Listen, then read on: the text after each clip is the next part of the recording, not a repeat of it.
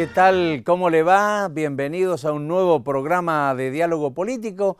Hoy sin la presencia de Fernando Fracchelli, quien se encuentra realizando tareas profesionales en el exterior, pero nosotros vamos a continuar en el programa tratando el tema vinculado con los avatares de la política económica de nuestro país desde el retorno de la democracia. En este caso tenemos como invitados a dos economistas de distintas extracciones políticas.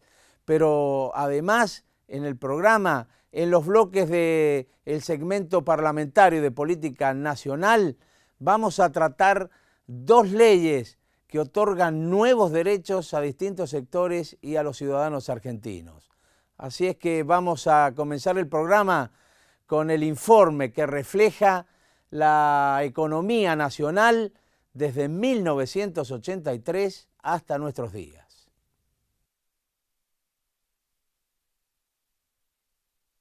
La crisis económica era una realidad que afectaba a todos en la vida cotidiana. Pero la energía de una democracia naciente ilusionaba con revertir esa situación. La refinanciación de la deuda no se va a hacer pagando usura o aceptando recetas recesivas. El trípode sobre el cual se asienta la política económica del gobierno es reactivar la economía, aumentar el salario real y combatir la inflación.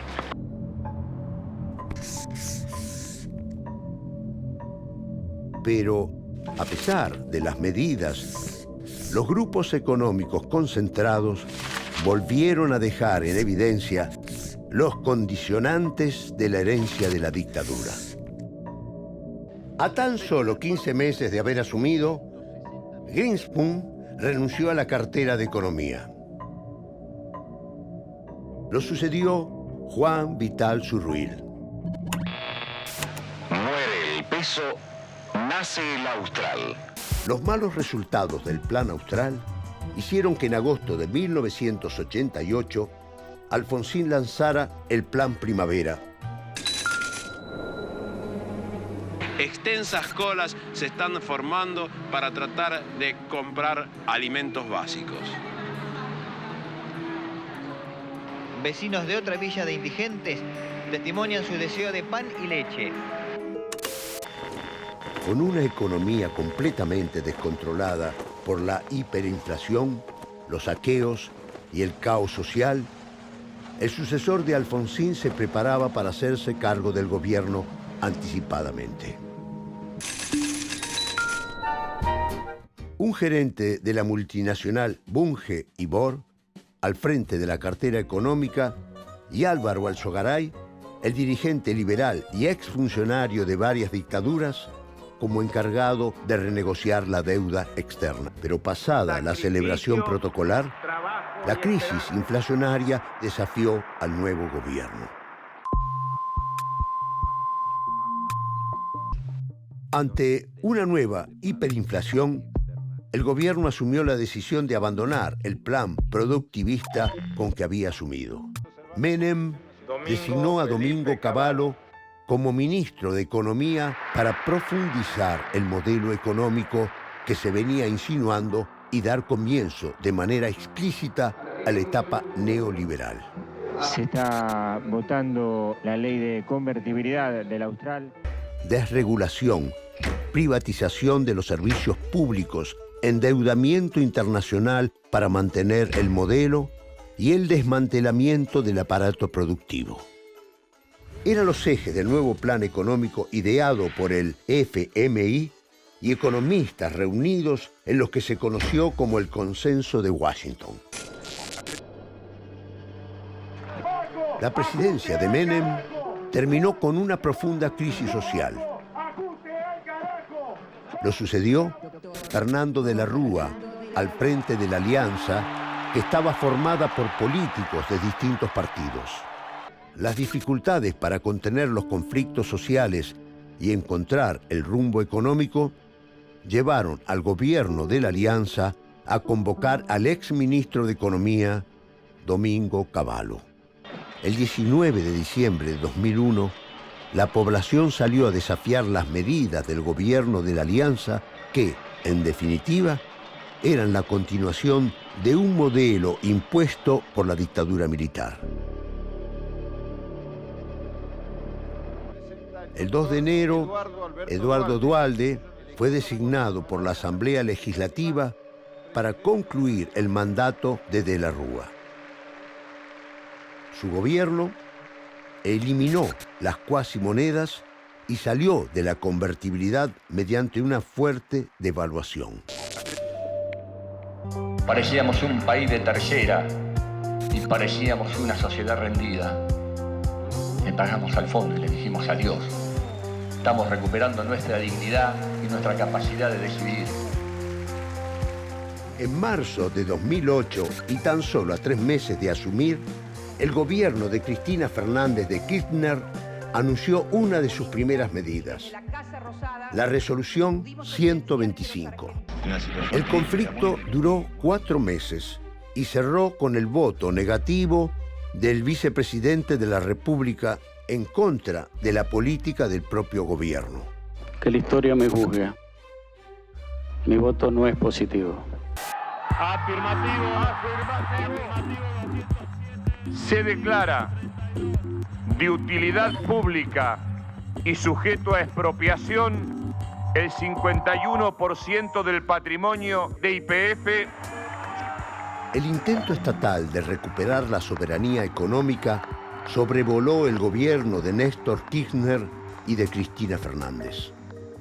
Fue el telón de fondo de una serie de conflictos que dejaron al descubierto las presiones y dificultades del Estado cada vez que intentó traccionar los intereses y las ganancias de los grandes grupos y corporaciones económicas. Pero que le agregue valor aquí, en nuestro país, para dar más trabajo todavía.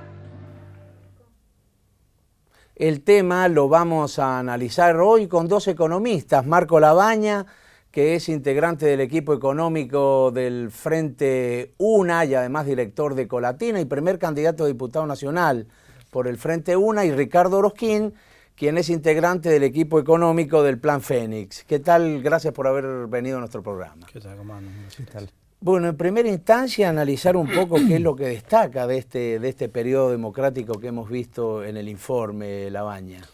Bueno, una de las primeras cosas que me llama la atención, que vale la pena destacar, es los vaivenes que hemos tenido a lo largo de todos estos años en la política económica argentina, ¿no? Y esos vaivenes, cuando uno termina mirando la evolución del crecimiento argentino, del Producto Bruto, se da cuenta que parece un electrocardiograma que sube y baja permanentemente, y no nos permite eso, la coyuntura, los problemas coyunturales, no nos permiten mirar hacia adelante y mirar realmente cómo hacemos para aprovechar todas las oportunidades o el potencial que Argentina tiene. No estamos permanentemente en el corto plazo atacando los problemas coyunturales y nunca terminamos de realmente lograr un desarrollo, ¿no?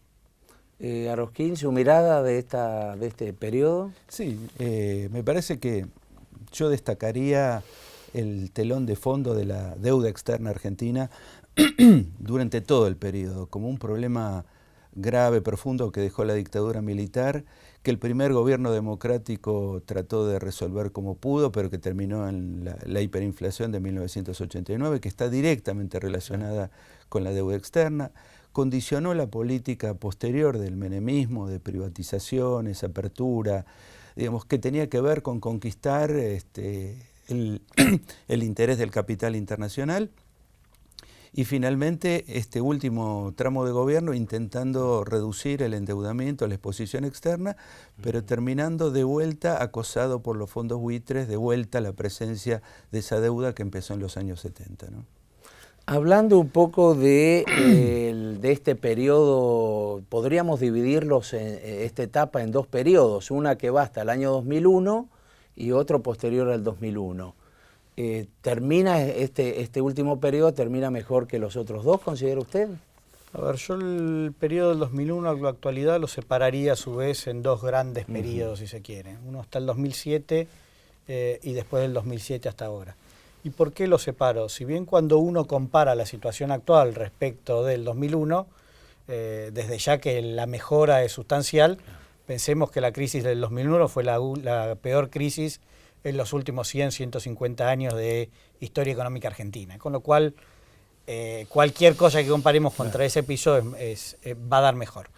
Ahora, cuando uno mira desde 2007 en adelante, lo que se va viendo es que Argentina vuelve a cometer muchos errores que ha cometido en el pasado y viene acumulando lentamente problemas en su macroeconomía. Y hoy terminamos en una situación económica donde tenemos problemas de inflación, problemas de estancamiento, problemas nuevamente de déficit fiscales, que ahora no financiamos tanto con deuda externa, pero financiamos con emisión monetaria, problemas de déficit fiscales, problemas nuevamente en nuestra balanza externa, se van más dólares que los que entran, volvemos a tener problemas que ya nos han pasado a lo largo de la historia. Creo que todavía estamos a tiempo de corregirlos sin entrar en una gran crisis, pero hay que afrontarlos.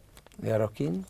Sí, yo veo un gran corte en el año 2001-2002. Me parece que no casualmente llegamos a la crisis tan grave que señala Marco Labaña. Llegamos por un conjunto de políticas. Yo te diría que la síntesis que deberíamos hacer es el Estado puesto al servicio de intereses económicos concentrados. Entonces, la suma de intereses económicos concentrados no da un proyecto de país, sino simplemente negocios con la Argentina. Así llegamos hasta el año 2001.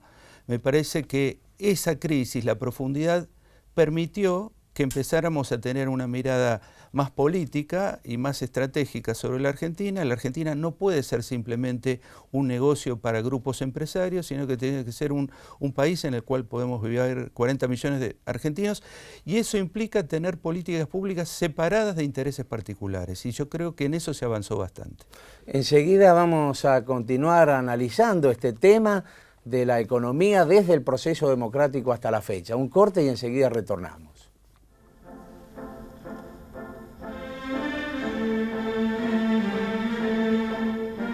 Continuamos con Diálogo Político con los economistas Marco Labaña y Ricardo Arosquín, analizando este análisis que estamos haciendo sobre la economía argentina desde 1983 hasta la fecha. Ricardo, bueno, ha habido entonces una mejoría en la economía en este último periodo. Sí, yo diría, hay una mejoría y al mismo tiempo se empiezan a observar los problemas que tiene el crecimiento económico, que implican la necesidad de saltos cualitativos. Por ejemplo, el crecimiento industrial fue muy significativo, muy importante. Es necesario a ese crecimiento darle un salto de calidad, de competitividad internacional y de eficiencia. Eso es en parte responsabilidad del gobierno, pero en gran parte es responsabilidad empresaria. Y yo creo que ahí tenemos una dificultad con un empresariado argentino que es muy rápido a la hora de pedir cosas al Estado, pero es mucho más lento a la hora de asumir la función clave que tiene el empresario en la economía, que es invertir. Y ahí tenemos un problema porque en esta década y pico el empresariado en general ha ganado cifras absolutamente impresionantes en materia de rentabilidad y sin embargo su tendencia a la innovación, al cambio, a la transformación, a la inversión es menor de la que debería ser dada el exitoso tramo económico transcurrido. ¿Por qué, hablando de inversiones y de las cosas pendientes que hay dentro de la economía, no llegan las inversiones, siendo que el Estado, por lo menos lo que manifiesta, es brindarle condiciones de un mercado interno para que desarrollen sus actividades los empresarios? A ver, creo que el problema es que nos hemos concentrado mucho en la promoción del consumo, lo cual está muy bien. Claro. Digo, el motor de una economía tiene que ser el consumo. Y se ha dejado de lado todo lo que tiene que ver con las cuestiones de inversión. El Estado no ha sido un Estado promotor de inversiones. Digo, cuando hablo, desde ya hay sectores que sí lo han hecho, pero hablo en términos macroeconómicos. Lo que tenemos hasta ahora es una economía donde hace ya varios años que viene sin inversión, una economía donde no tiene generación de puestos de trabajo del sector privado. Fíjense que en los últimos 4 años casi no se han generado puestos de trabajo, un año crece, al otro año cae, digo, en términos, cuando uno compara los últimos 4, nos damos cuenta que no hay generación de puestos de trabajo, y eso es por falta de inversión. El principal problema que tiene la falta de inversión es falta de perspectivas sobre el rumbo económico. Y de vuelta, acá el eje central es la inflación. Cuando uno no tiene perspectivas sobre la situación inflacionaria, empieza a tener problemas de falta de dólares, restricciones externas, problemas de presión sobre el mercado cambiario, todo eso hace un marco que no incentiva las inversiones. Más allá de algunas medidas que estaremos de acuerdo, ¿no?, pero que han generado desincentivo o, si se quiere, por ponerlo de otra forma, han generado dudas sobre el rumbo económico argentino y han hecho que empresas no hagan inversiones, ¿no? Esto está íntimamente relacionado, la inversión y la inflación están íntimamente relacionados.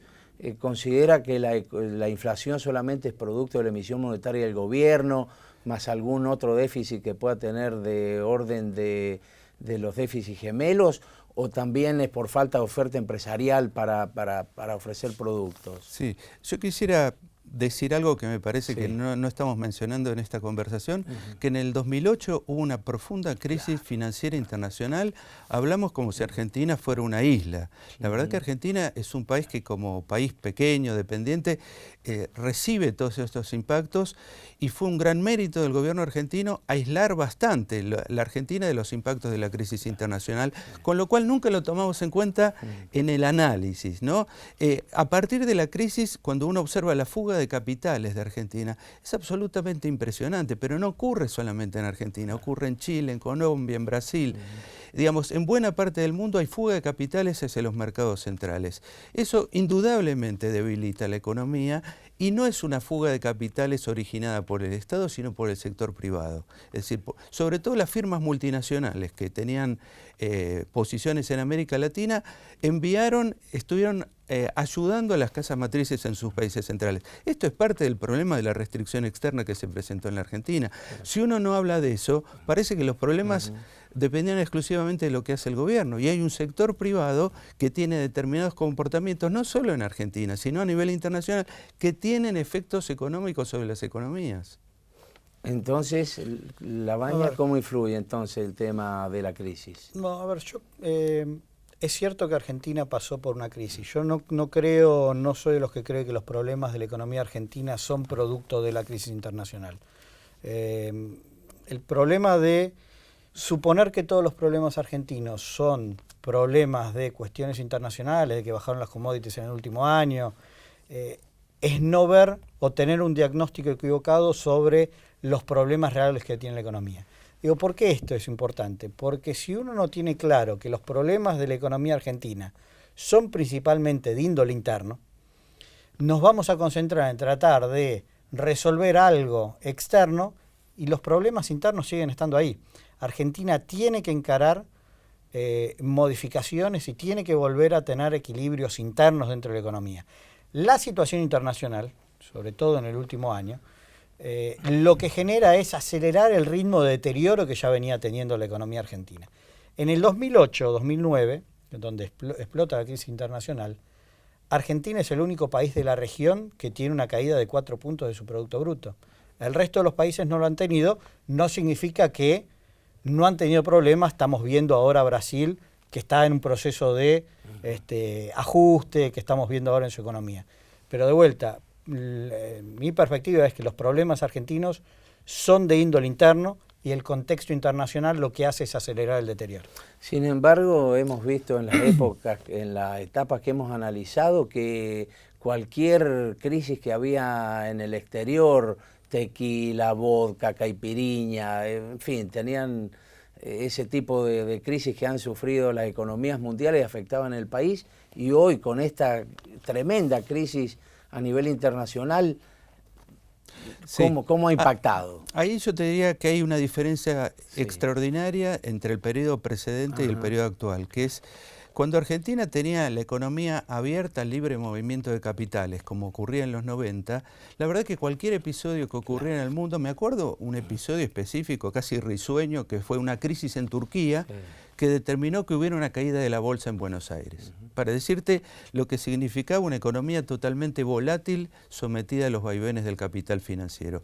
Afortunadamente, en el último tramo, este tipo de problemas no los tenemos, en parte porque tenemos una relación semi-cortocircuitada con el mercado internacional, pero lo cierto es que la economía va por un andarivel productivo, donde los problemas que recibimos desde el mercado mundial tienen que ver con que Brasil está aplicando no desde ahora políticas recesivas, bajo crecimiento económico, se ralentó el crecimiento China, esto tiene que ver con la crisis del 2008, entonces es muy fácil echarle irresponsablemente la culpa al gobierno nacional de algunos episodios que claramente son de origen internacional, más comportamientos privados que no son precisamente los de un empresariado dinámico, y esto es un punto que seguramente a las fuerzas políticas no les gusta mencionar, pero que es un tema significativo cuando pensamos las características del capitalismo argentino. Usted habla, Labaña, de algunos aspectos que hay que mejorar de la economía. ¿Cuáles son? Varios. ¿Cuáles son para usted? Tenemos que volver a tener superávit fiscal, superávit comercial, volver a tener una economía con un consumo pujante. Si bien este año se está recuperando un poco la economía, estamos creciendo al 1%, claro, que es el crecimiento vegetativo que tiene la población, lo que crece naturalmente. No tenemos inversión, tenemos problemas en el mercado cambiario, tenemos alta inflación, tenemos un mercado de trabajo que no genera puestos. Digo, hay muchas cosas que mejorar en la economía. Tampoco soy de los que cree que esto es la hecatombe y la vuelta al 2001. Digo, también hay que alejar esa sensación de megacrisis y el susto que nos quieren meter algunos de estamos de vuelta condenados. Digo, no. Hay muchos problemas que tiene Argentina. Afortunadamente Argentina tiene un potencial hacia adelante muy grande, tiene herramientas a disposición para poder ir saliendo sin un ajuste, ir modificando y haciendo gradualmente las correcciones que haya que hacer en la economía, sin que esto impacte, como ha pasado muchas veces en la historia, sobre los que menos tienen. Si somos capaces de aprovechar las herramientas y recuperar los pilares básicos que tiene que tener una economía sana, que eran los que les decía, yo creo que tenemos un potencial hacia adelante muy grande. Pero, a ver, déjame decirte, yo tengo 40 años, hace 22 años que voto, en ese momento era los 18. Desde la primera campaña que he tenido que votar, escucho sobre el potencial de Argentina. Y cada vez el potencial de país que tenemos, con la realidad real de la economía argentina, cada vez está más lejos. Creo que de una vez por todas tenemos que cerrar esa brecha entre el país potencial y la realidad que tenemos. Arrosquín, entonces, ¿cuál es lo que hay que corregir? ¿Cómo sigue para adelante el plan económico con el cambio de gobierno? Sí, hay una gran cantidad de tareas pendientes por hacer. Me parece que hay que mejorar la eficiencia del sector público en la conducción de la economía. Me parece que sin sector público el sector privado argentino no tiene un rumbo claro, así que me parece que la orientación la tiene que dar el Estado, mejorando las políticas públicas en el sentido que en algunos casos coincido con lo que señala Labaña, digamos, de mejorar la performance fiscal, mejorar el control de la moneda, pero también políticas productivas muy claras, algunas que no las asume el sector privado, digamos, todo el desarrollo científico y tecnológico hoy recae en el sector público.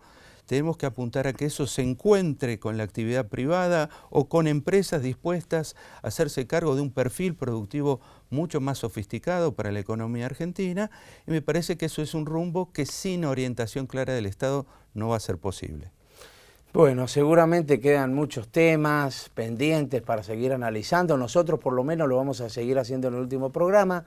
No vamos a poder contar con la presencia de ustedes en el próximo, pero bueno, nosotros vamos a seguir analizando esto. Antes de ir al corte y agradeciendo la presencia de Marco Labaña y de Ricardo Arrosquín, vamos a ver quiénes nos acompañan en el programa. El lugar que más nos gustó fue Tierra de Dinos. Y porque está muy bien hecho. Respiran, cómo se mueven. Mi lugar favorito fue el acuario. Por los peces. El lugar que más me gustó fue el de los pueblos originarios. Es la fábrica de sonidos.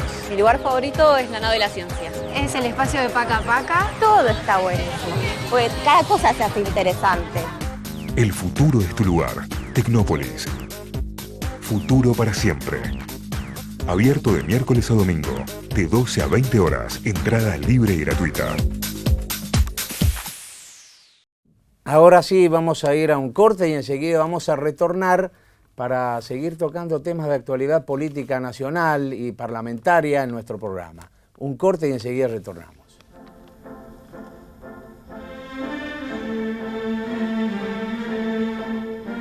Un nuevo segmento en Diálogo Político, en este caso dedicado a temas de política nacional, como es este que vamos a charlar hoy, que es vinculado con el régimen previsional para los excombatientes de Malvinas. En este caso nos acompaña la diputada nacional del Frente para la Victoria por Corrientes, Araceli Ferreira. ¿Cómo le va? Bienvenida. Mario Volpe, que es presidente del Centro de Excombatientes de La Plata, y también Ernesto Alonso, que es presidente de la Comisión Nacional de Excombatientes del Ministerio del Interior. Bienvenidos a todos. Gracias. Bueno, diputada, un nuevo proyecto que amplía derechos para ciudadanos, en este caso para un sector importante de nuestra sociedad. Sí, para los que son los héroes de la patria, porque ahora que nos encaminamos al segundo bicentenario del 9 de julio, son ellos los que pelearon en Malvinas, los que siendo pibes los llevaron sin estar preparados ni entrenados para la guerra, porque ellos no habían hecho una opción por integrar a una fuerza militar.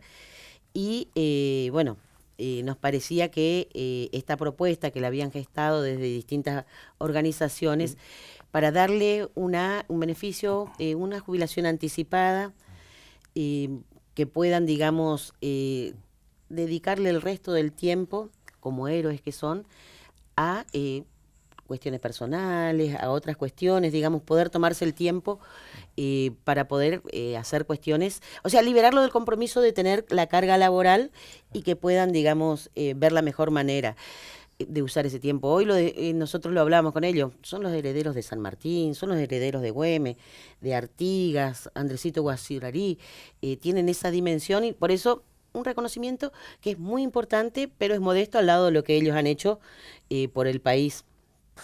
Alonso, bueno, ¿qué alcance tiene este régimen especial jubilatorio? Bueno, básicamente es un régimen especial para todos aquellos ex soldados conscriptos y civiles que aportan al SIPA, al Sistema Integrado Previsional Argentino, o sea, aquellos que aportan al ANSES, como se conoce, ¿no?, comúnmente.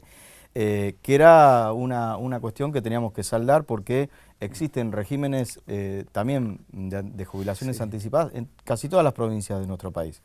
Y nos faltaba este régimen que tiene un alcance de alrededor de 4.000 compañeros que trabajan en la actividad privada, que son monotributistas, que trabajan en las empresas públicas del Estado, en el Estado Nacional también, y es un universo de 4.000 personas. Claro. Este régimen es optativo, obtuvimos media sanción, esto fue un trabajo, como decía la diputada, desde la Comisión Nacional de Excombatientes, que tenemos la representación del Estado Nacional ante las organizaciones de excombatientes, se consensuó este proyecto y fue elevado a la Cámara de Diputados, que fue presentado por el diputado Carmona y por la diputada Araceli Ferreira. Hoy la verdad que es un día de festejo, digamos, ¿no?, de poder avanzar en todas estas políticas públicas que a partir del año 2003 cambió la vida de los excombatientes de nuestro país. Hoy por suerte no vemos ningún compañero que esté pidiendo limosna o esté en los trenes como antiguamente lo veíamos lamentablemente. Y con esto, con este régimen optativo, como te decía,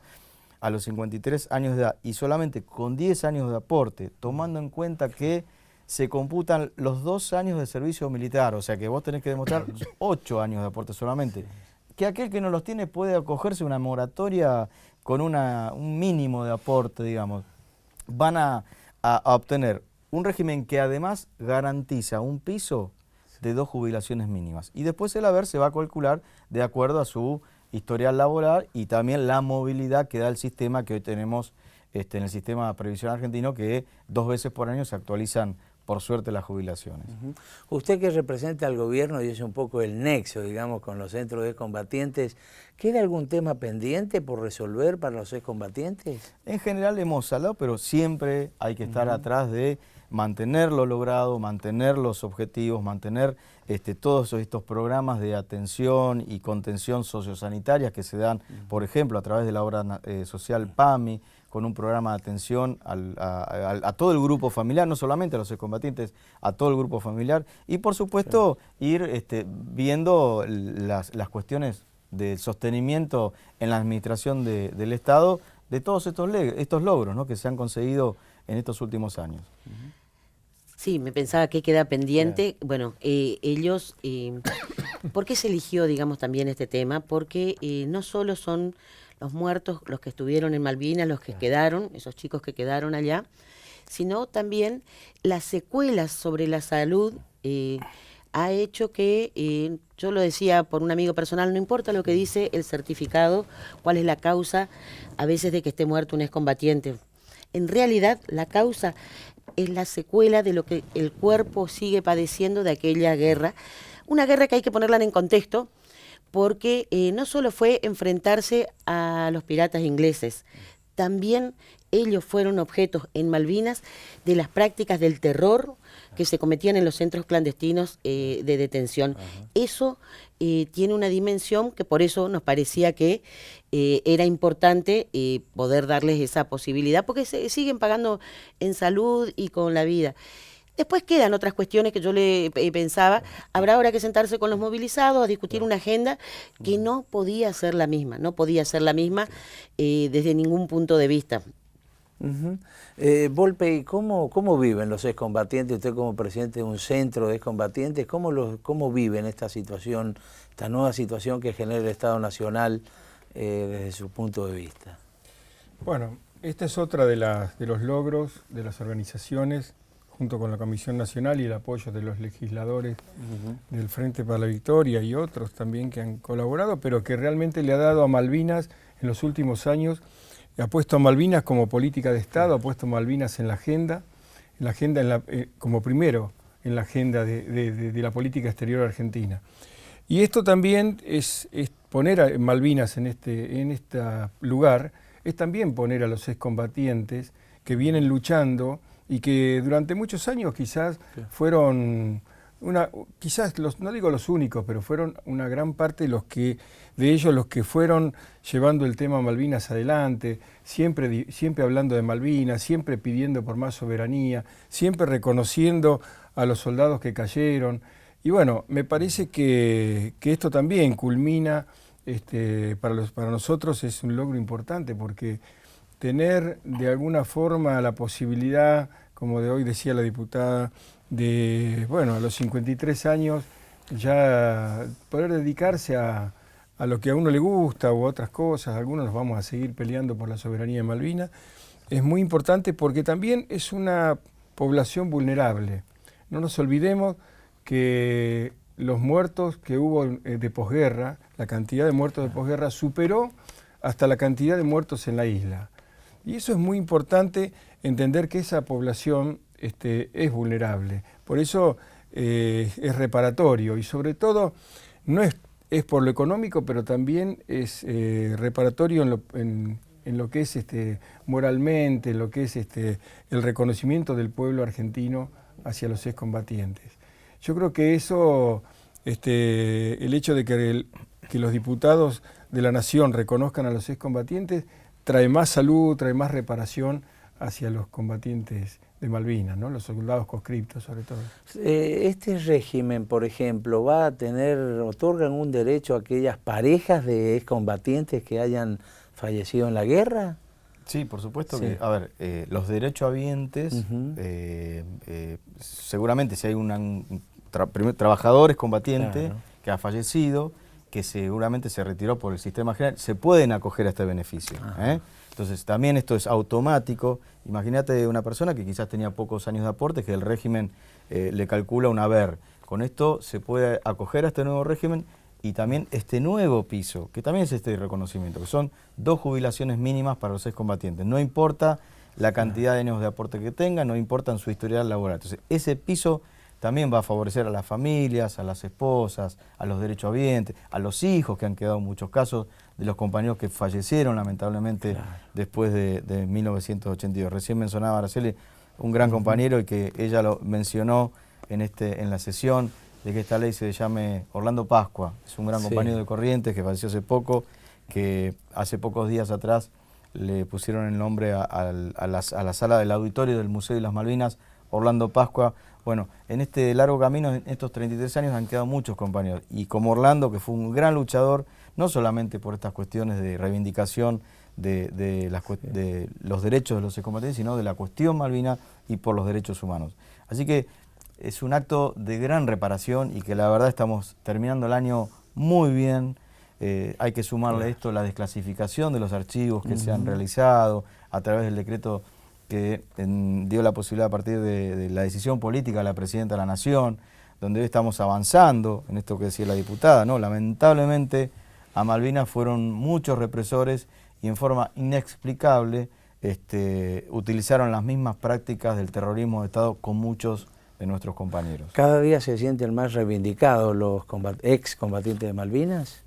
Sí, sin duda alguna, evidentemente a partir del año 2003 nosotros hemos recuperado todo ese reconocimiento que yo creo que en el fondo el pueblo argentino, siempre el pueblo argentino nos ha reconocido, pero bueno, que lo ponga el Estado o que lo ponga el gobierno, que nos dé lugares para ocupar, como es esta Comisión Nacional de Excombatientes, como es el Museo Nacional Malvinas, crear un Museo Nacional Malvinas donde está la memoria de la guerra, pero también está todo lo que es la historia de Malvinas, también significa un acto de reivindicación.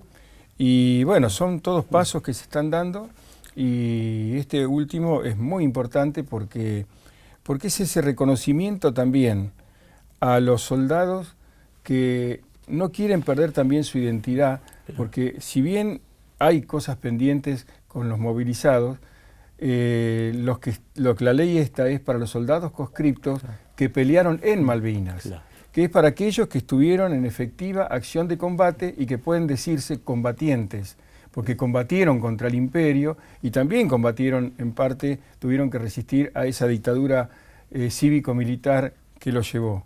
Pero bueno, ese acto reparatorio es muy importante y realmente nos sentimos reconocidos, porque también no solo en estos lugares, sino que logramos tener voz en muchos lugares donde ya no solo hablamos de la reivindicación de los excombatientes y de las cuestiones gremiales, sino que estamos planteando desde un nuevo proyecto de país, que es un proyecto de país que tiene que ver con lo que es Malvinas, con lo que es el Atlántico Sur, con lo que es ese país marítimo que todavía los argentinos debemos desarrollar. Bueno, un nuevo reconocimiento entonces para quienes dejaron su vida en Malvinas y bueno, la lucha en nuestras Islas Malvinas por parte del Estado Nacional. Nosotros, antes de despedir a nuestros invitados, vamos a ver quiénes nos acompañan en el programa.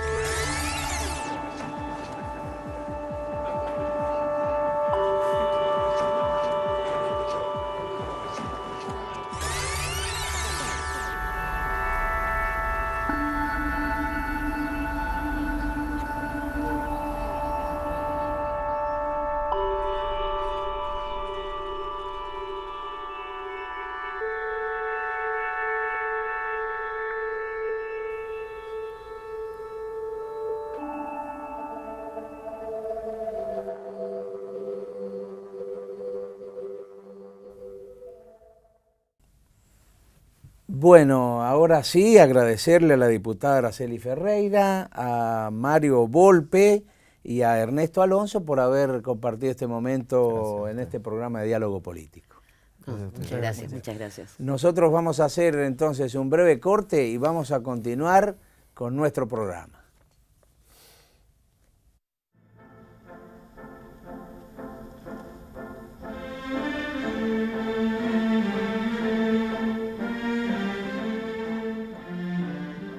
Bueno, en este último bloque de Diálogo Político vamos a tratar el tema que está vinculado con el régimen laboral y previsional de los actores.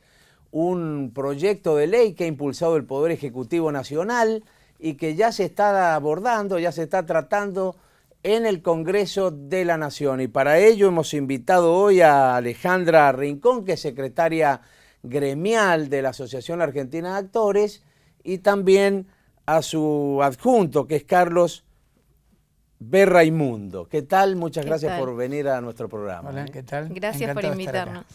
Bueno, en realidad, ¿qué novedades hay con respecto al régimen laboral y previsional para los actores?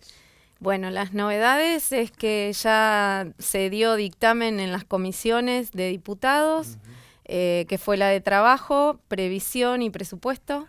Así que estamos ahí atentos a la media sanción, que ojalá sea pronto, y felices porque es una lucha del sindicato de más de 70 años, en donde lo que básicamente viene a darnos esta ley es a ratificar los derechos laborales que tenemos. Nuestra entidad sindical tiene personería gremial desde el año 47, fue una de las primeras, la número 65. Tenemos convenios colectivos de trabajo desde el año 1973, 75 y 1990. Discutimos paritarias todos los años, con condiciones de trabajo y con escalas salariales mínimos. Así que lo que viene a hacer la ley es ratificar todos estos derechos que ya tenemos y sanear un gris que venimos teniendo, porque por momentos se nos tratan como autónomos, por momentos no se tiene en cuenta la relación de dependencia, por momentos sí. Entonces, bueno, viene a ratificar eso y nos viene a dar los beneficios previsionales y de seguridad social. Al día de hoy no nos podemos jubilar como actores porque no tenemos los aportes y contribuciones correspondientes. Solo tenemos la obra social, recibimos contribuciones y aportes para la obra social por un régimen especial que nos ha dado la Superintendencia de Servicios de Salud. Así que bueno, venimos a hacer como una segunda fundación de nuestro sindicato. Nosotros lo tomamos como un segundo acto fundacional, ¿no? Completando todos los derechos laborales que nos asisten y que tenemos, ¿no? Claro. En el sistema previsional se supone que el trabajo del actor, uno conociendo un poco el tema, es un trabajo que tiene alternancia, que no es continuo. ¿Cómo regula esa situación la ley? Y nosotros tenemos, la característica es que tenemos contratos a plazo fijo, que pueden ser por una jornada, por un mes, por 2 meses, por 3 meses, y discontinuidad tenemos en el trabajo, ¿no? Así que la ley lo que viene a hacer es tomar esta particularidad, que no es novedosa porque hay otros sectores que lo tienen, como los trabajadores del campo, los trabajadores rurales, los vitivinícolas también tienen la misma característica, los obreros de la construcción, así que no estaríamos teniendo ninguna novedad en ese aspecto. Y de acuerdo a eso van a ser los aportes previsionales. Exactamente, se va a tomar en cuenta el cómputo que tiene la ley en rasgos generales para los trabajadores discontinuos, que son 4 meses o 120 jornadas de trabajo. Ese es el cómputo en lo previsional que se va a tomar. Y como nuestros salarios son más elevados que cualquier otro colectivo que trabaja de la misma manera, se va a tener en cuenta contemplar el aporte, ¿no? Que va a ser, y la contribución que va a ser más elevada. Así que se va a tener eso en cuenta también. Bueno, Alejandra hacía mención a la larga data que tiene el convenio colectivo de los trabajadores, actores e intérpretes también, sí, ¿no es cierto?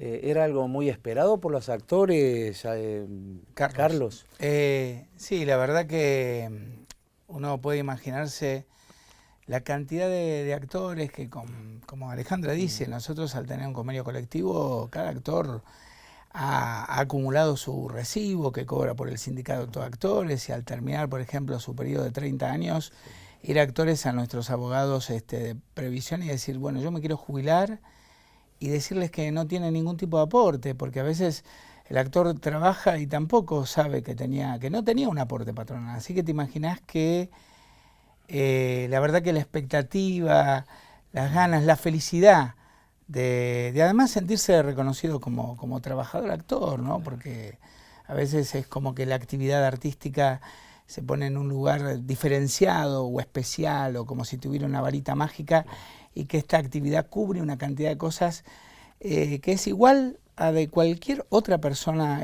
común que trabaje. Así que sí, mucha felicidad, mucha alegría. De todos los actores. Y mucho agradecimiento también. Totalmente. Todos estos años nos acompañaron muchos ministerios que trabajaron con nosotros, queremos nombrarlos. Sí. Ministerio de Trabajo, Ministerio de Cultura, Ministerio de Desarrollo Social, ANSES y AFIP, y la presidenta con su envío de la ley. La verdad que estamos más que agradecidos con todos y cada uno de ellos, que pusieron todos sus equipos de abogados, de técnicos, para que nosotros pudiéramos lograr este sueño, ¿no? Que esperemos. ¿Han habido antecedentes anteriormente de haber existido alguna voluntad política de haber impulsado este tipo de leyes para los actores? Nosotros tuvimos estado parlamentario con los primeros borradores de la ley, año 2007 y 2009. Claro. En donde, bueno, diputados como De Petri, Basteiro, ¿quién más? A ver si me acuerdo. Cosia. Pero no en otras épocas, digamos. Pero no, en otras épocas no. Y lo novedoso sí es que volvemos a ser pioneros en el mundo. Ya con nuestros convenios colectivos de trabajo somos pioneros en el mundo. Nuestro secretario general es el presidente de FIALA, que es la Federación Internacional de Actores de Latinoamérica, que es parte de FIA, de la Federación Internacional, y a nivel mundial somos un ejemplo con los convenios colectivos que tenemos, y ahora vamos a volver a ser un ejemplo porque va a ser la primera ley en donde se nos reconoce como trabajadores, ¿no? ¿Qué aportes hacia la cultura el hecho de que hoy los actores sean reconocidos como trabajadores? Y a mí me parece que es muy importante porque nos define en un lugar concreto, así como dice Ale. Hay una parte que es la histórica, que en la República Argentina los actores se hayan definido por un sindicato, porque podría no haber sido así, pero sus primeras luchas, que en realidad cuando entendemos las primeras luchas era por un día de descanso, así arranca la primera lucha de los actores. Y hoy en este recorrido que nosotros nos ubiquemos como trabajadores realmente es muy importante, la verdad que sí. Claro. Alejandra, sí. También van a gozar de beneficio de los subsistemas de seguridad social, es decir, van a tener acceso a la asignación, al salario familiar. Exactamente. ¿No es cierto? Sí, a poder embarazarnos, que a las actrices nos hacen el chiste de los empresarios de qué hacen si se llega a embarazar una actriz, ¿no? Y bueno, tendrían que hacer, a partir de ahora van a tener que hacer lo que hace cualquier empleador, ¿no? Sí, todos los subsistemas de la seguridad social los vamos a tener, así que es ampliación de derechos, más y mejores derechos, como nos tiene acostumbrado el gobierno nacional, y estamos más que felices de vivir este momento histórico que no pensábamos que se iba a dar, la verdad que nos sorprendió, no pensábamos que esto iba a suceder. Un tema muy importante el acceder a todos esos subsistemas, ¿no es cierto? Como lo tiene cualquier trabajador de la República Argentina.